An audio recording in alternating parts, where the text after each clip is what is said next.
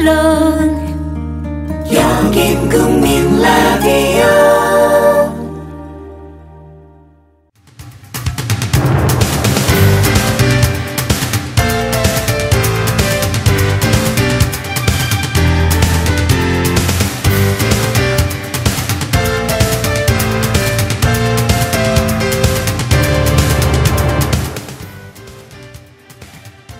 여러분 안녕하십니까? 정치 내비게이션 아나운서 정승조입니다. 세월호 충격이 가시기도 전에 또 참사가 일어났죠. 동부전선 최전방 GOP에서 병장이 동료 병사에게 수류탄을 던지고 총을 쏴 5명이 숨지고 7명이 다쳤습니다. 소총과 실탄을 소지하고 탈영을 해서 수색부대와 교전을 벌이기도 했는데요. 이를 낸 임모병장은 지난 4월에 실시한 인성검사에서 A급 관심병사로 분류됐다고 합니다. A급이면은 업무 피로도가 높고 긴장감 속에서 근무하는 GOP 경계부대에서 제외된다는데 임 병장의 경우 지난해 11월 실시한 인성검사에서는 B급으로 바뀌었고 그 뒤 GOP 근무에 투입됐다고 합니다. 왜 A급 관심병사가 B급으로 바뀌었는지, 그 검사에 문제는 없었는지, B급 병사를 GOP에 투입시킨 지휘관의 결정은 적절한 것이었는지 의문투성입니다. 정치 내비게이션 월요일 순서 시작하죠.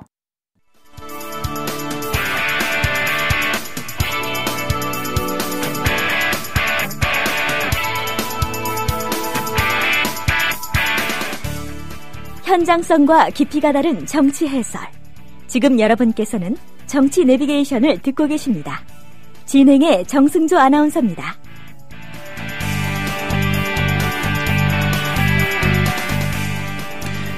박근혜 대통령이 중앙아시아 순방을 마치고 귀국했습니다. 문창극 총리 후보자 논란에 대해서 박 대통령은 어떤 해결책을 내놓을지 주목이 되고 있는데요. 정가레이더 월요일 시간입니다. 박상철 경기대학교 정치전문대학원 교수와 함께합니다. 안녕하십니까? 네, 안녕하세요. 네, 박근혜 대통령이 해외 순방을 마치고 그제 귀국했습니다. 대통령의 귀국이 주목되는 것은 문창극 후보자 임명 동의안 제가를 다시 검토하겠다는 입장을 발표한 바이기 때문인데 이를 두고 문 후보자에게 자진 사퇴를 촉구한 것으로 해석하는 시각도 있습니다. 어떻게 보십니까? 네, 이미 이제 예상된 대로 그 문창극 지명자의 어떤 낙마 수순은 이제 시작된 것 같아요. 예. 일단 지명 동의를 갖다 제가를 다시 검토한다는 것은 청문회 요청을 하지 않겠다. 라는 걸로 이제 우리가 일단으로 예상할 수가 있는 문제인데요. 예. 지금 문창극 총리 같은 경우는 좀 박근혜 정부 들어서가지고 아주 악화되는 한일 관계, 아주 공공외교와 애교의 감정이 최고조에 달했지 않습니까? 그래서 그 문창극 그 지명자의 그 친일 어력이 일단 여론을 화살에 치명타를 입었기 때문에 예. 더 이상은 그 박근혜 대통령이고 또 문창극 그 자신도 일단 낙마 수순 외에는 다른 방법이 없는 상황까지 왔다 이렇게 볼 수 있겠죠. 하지만 문 후보자의 생각은 조금은 다르지 않나 그런 생각도 드는 게 자신이 총리를 하겠다고 나선 것도 아니고 가만히 있는 사람을 후보자로 지명을 하더니 이렇게 누더기로 만들어 놓고 그만두라는 건 말이 안 된다는 입장인 것 같다. 이런 느낌이 드는데 어떻게 생각하십니까? 참으로 이제 억울할 일이죠. 예. 그러나 이게 이제 양면성이 있다고 봅니다. 본인 입장에 볼 때 억울한 것은 뭐냐면 그야말로 가만히 있는 사람을 국무총리 하라고 해놓고 이게 뭐냐. 특히 새누리당 집권당에서 더 강하게 이제 그 거부를 하기 시작했거든요. 예. 이것은 어떻게 보면 정치적인 그 사연이 있는 것이죠. 즉, 당내 전당대회 어떤 희생양이 될 수 있고, 즉, 문창극 지명자에 대한 국민의 싸늘한 눈초리를 정치권에서 증폭시킴으로 해서 본인이 더 누더기가 됐고, 또, 어쨌든 이번 그 7월 말에 있을 그 재보궐 선거에서도 국무총리를 문창극 지명자로 갖고 간다는 것이 청와대나 새누리당에서 부담 갈 수밖에 없기 때문에 총리 지명을 했던 측에서 오히려 버려버리는 이런 시각을 본다면 본인은 굉장히 억울한 것이고 그러면서도 또 본인도 책임이 있다고 봐야죠. 그동안 있었던 그 한일 친일 어록에 대한 자기 반성이 하나 있어야 되고요. 예. 또 하나는 며칠 전까지 이제 본인이 직접 나서서 해명을 했는데 이 해명 자체가 어떻게 보면 또 국민적 반감을 더 가져버리는 이런 좀 자충수를 뒀다라는 측면 이런 것들이 억울하기도 하지만 본인 책임도 있다고 봐야 되겠습니다. 아무튼 청와대에서 재가를 다시 검토하겠다는 입장 발표를 하자 문창극 후보자 오히려 적극 해명에 나서고 있는 모습인데 이 출퇴근길에 기자들에게 이렇게 해명을 하고 있지 않습니까? 네. 교수님께서는 이것에 대해서 잘하는 일이라고 보십니까? 아니면 긁어부스럼만 만들 뿐이라고 보십니까? 뭐 결론적으로 말해서 자충수를 뒀다고 봐야 되겠죠. 이제 긁어부스럼이겠죠. 해명을 뭐 제대로 하는 어떤 방식을 취했다면은 또 다른 장면이 나왔을지도 모르죠. 즉 진지하게 그럴 수도 있겠구나라는 여론 동정을 올 수 있을지 모르겠지만은 예. 출퇴근길에 그 몰려든 기자들한테 슬쩍 던지는 식의 그 행동은 언행은 본인이 무슨 이야기를 또 어떻게 하는가를 떠나서 언론에서 또 그걸 갖다가 또 재단할 수 있는 문제이기 때문에 본인이 취할 수 있는 이성적인 합리적인 태도는 아니었다고 보고요.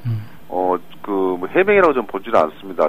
즉흥적으로 그 문 지명자 같은 행위는 본인에게는 물론이고 그 총리 지명을 했던 그 청와대에도 상당히 부담을 준 면이 상당히 많았다고 저는 봅니다. 그렇게 부담을 준 상황에서 어찌됐든 그 문 후보자의 태도는 적극 해명을 하고 있는 모습이란 말이죠. 근데 이런 태도로 봤을 때 자진 사퇴는 없겠죠.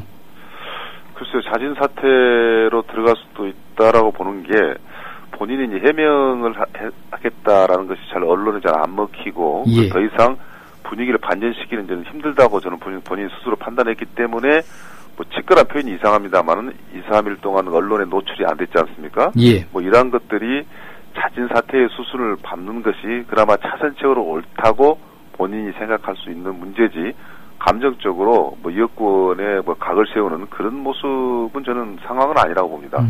근데 그 박 대통령이 내밀 수 있는 카드는 두 가지지 않습니까? 지명철회와 임명동의안 제가. 이 지명철회는 인사가 잘못됐음을 시인하는 것으로 정치적 부담이 크다고 하고 그렇다고 임명동의안을 국회에 제출해서 인사청문회를 연다고 해도 통과될 가능성이 희박하다는 전망이 많은데 이 대통령은 어떤 결정을 내리게 될 거라고 보십니까?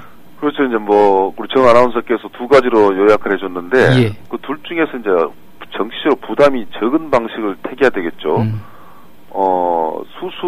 지명 처리를 한다는 자체는 지명 행위에 대한 어떤 그 법적 절차, 대통령으로 살 수 있는 국무총리 이 내정 지명 절차에 포함되는 법적인 문제의 영역으로 들어갈 수 있기 때문에 훨씬 부담이 갈 수밖에 없고요. 예. 그렇기 때문에 정치적인 문제로서 마무리되기 위해서는 본인이 문창극 지명자가 자진 사퇴하는 모습은 뭐 이러한 것이 그나마 그래도 훨씬 부담이 적은 방법이기 때문에 이러한 수순을 밟지 않겠느냐라는 생각이 들고요. 만약에 그렇지 않고 대통령이 직접 나서서 마치 뭐 국무회의 수석회의라든가 또 국민들이 담화를 하면서 잘못된 선택했다. 이런 것은 뭐 굉장히 엄청난 후폭풍이 더 크다고 저는 봅니다. 예.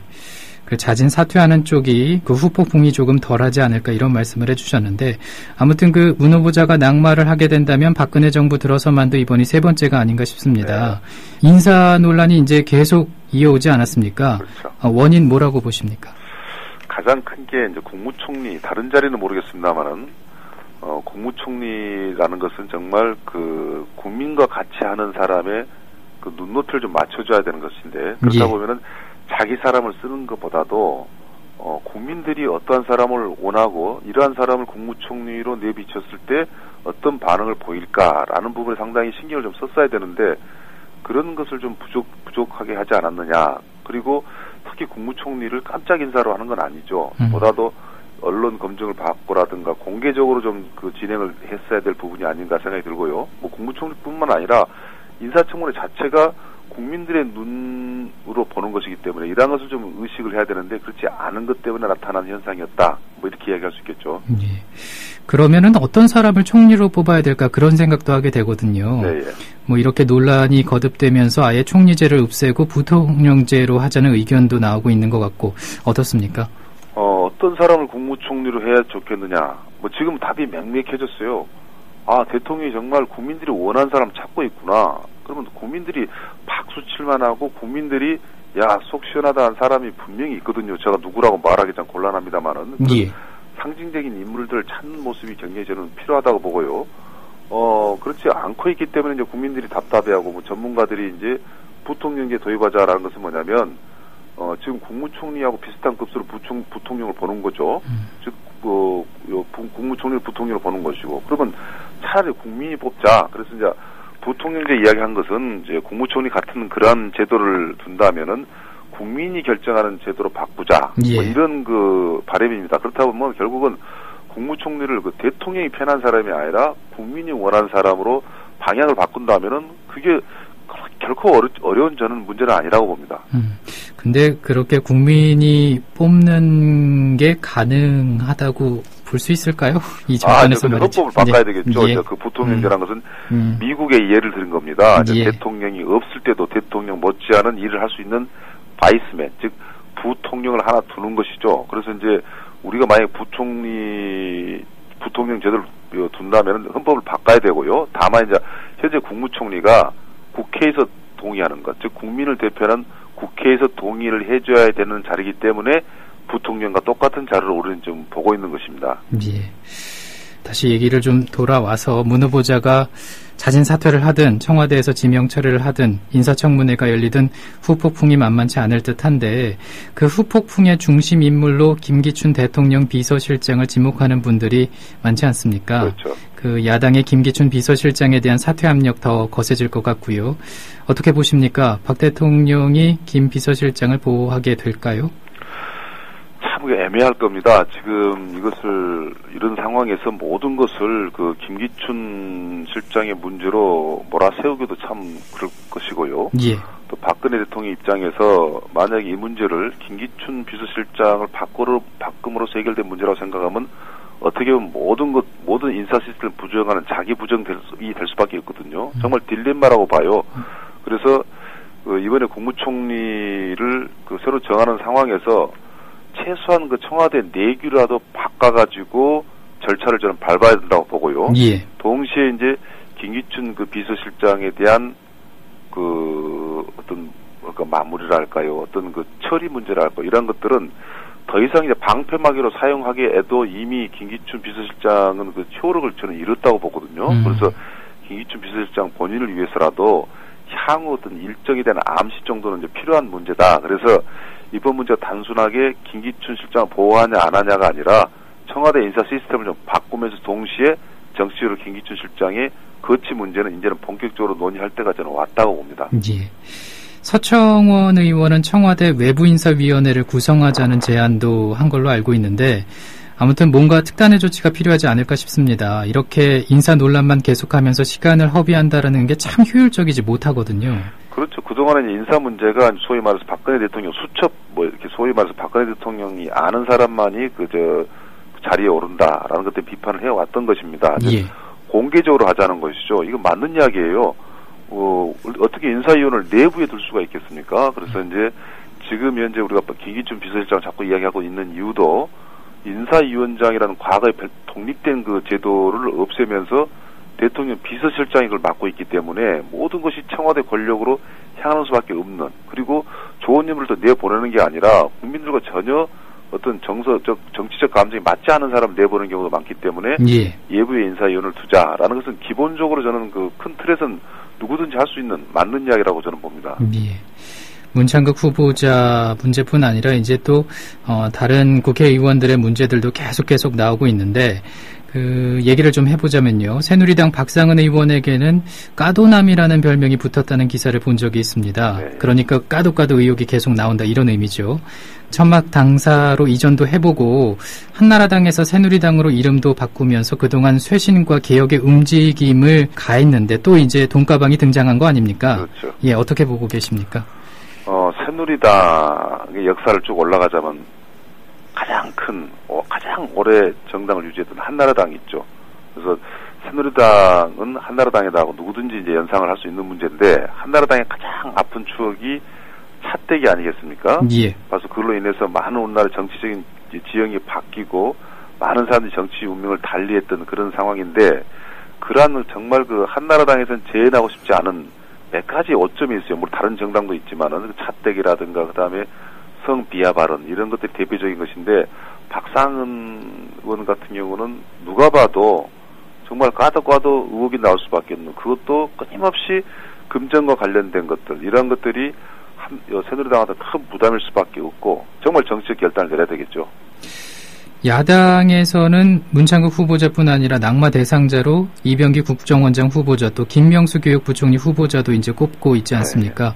네. 나아가서 2기 내각 인선의 전면 재검토도 요구하고 있고요. 이 부분에 대해서는 어떤 의견이십니까? 지금까지 문창극 국무총리 지명자한테 국한이 돼 있었거든요.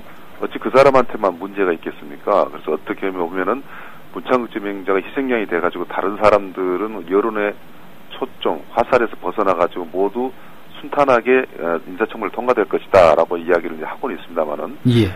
인사청문회는 국무총리 외에는 국회에서 뭐라 하더라도 대통령은 임명을 강행할 수가 있어요. 인사청문회는 정말 통과 의뢰임에도 불구하고 그럼에도 불구하고 야권에서는 박근혜 정권의 인사 문제에 대한 전선을 좀 확대해야 되겠다. 그래서 문창극 지명자는 이제는 국민들이 이제 알만큼 알게 됐기 때문에 그 화살을 뭐 이병기 국정원장이라든가 김명수 교육부 장관이라든가 그래서 즉 대여 투쟁 인사청문회 투쟁의 전선이 확대시키려는 것이 또 야당의 정치적인 전략이라고 봐야 되겠죠. 예.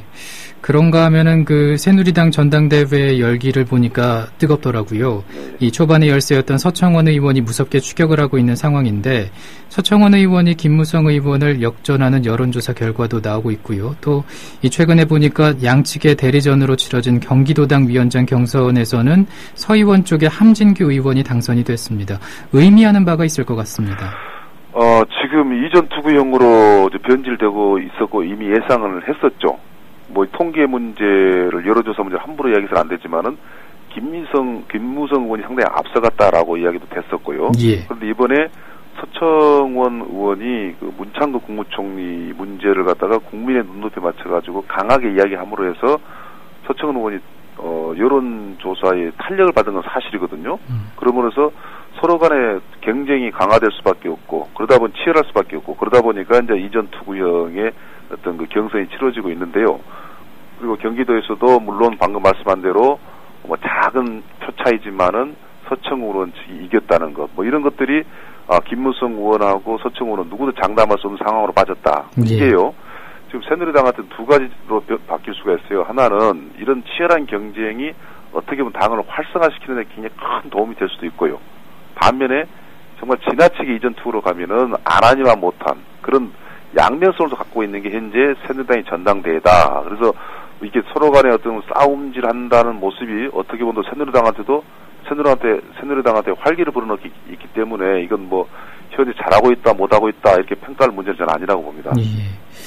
김문수 나경원 전 의원의 출마 가능성도 거론되고 있잖아요. 예. 그 이런 출마들이 이제 변수가 될까요? 어떻게 보십니까? 그렇죠. 지금 뭐 재보궐선거 7월 30일 날이 뭐 많으면 16개까지 늘어날 전망이지 않습니까? 예. 근데 그 중에서 상당히 의미 있는 지역이 서울, 뭐 수원, 수도권에 상당수가 몰려 있거든요. 수도권이라는 것은 항시 그 국민들의 여론의 그 바로 밑에 기준이 되기 때문에 거물급을 갖다가 이게 투입시킬 수밖에 없고 뭐 이러한 것들. 그래서 이번 선거에 특히 수도권을 중심으로 해서 재보궐선거는 정말 미니 총선장이 될 수밖에 없다고 저희들은 보는 거죠. 예. 7월 재보선이 이제 얼마 남지 않았는데 이렇게 판이 커지면서 관심도 높아지고 있는 상황에서 주목되는 지역이 동작을입니다. 새정치민주연합도 이 지역에 대한 관심이 높아 보이고 말이죠. 네, 예. 특히 김영삼 전 대통령의 차남이죠. 김현철 씨. 이 지역에 출마할지 여부 관심 집중되고 있고 거물급 출마도 거론되고 있는데 어떻게 생각하십니까? 동작을이 이제 재밌는 지역이 됐죠. 예. 과거에 이제 보면은 어떤 단순 지역 선거가 아니라 어떤 정치적인 저희 결론을 아주 매우 중요한 지역들이 있었어요. 여야 정치 격돌장. 과거에는 종로였다가 강남. 그것이 지금 동작을로 이제 옮겨간 셈인데요. 그러다 보니까 많은 사람이 거론이 되고 있지만은 새누리당하고 새정치민주연합에서는 아주 전형적인 전략 공천을 해서 모든 당력을 집중하는 그런 선거가 될 가능성이 대단히 높은 지역이 동작을이 되고 있다라고 이야기할 수 있겠네요. 예, 한번 지켜봐야겠습니다. 오늘 말씀 고맙습니다. 네. 국민 라디오와 국민 TV를 다시 읽고 듣고 보실 수 있습니다. 대한민국 공정언론의 산실, 미디어 협동조합이 만든 인터넷 신문. 기자들이 현장에서 보내온 생생한 속보, 전문가들의 깊이 있는 분석. 국민 TV 뉴스 국민TV 뉴스. 공정뉴스의 관문 news.국민.tv 지금 접속하세요.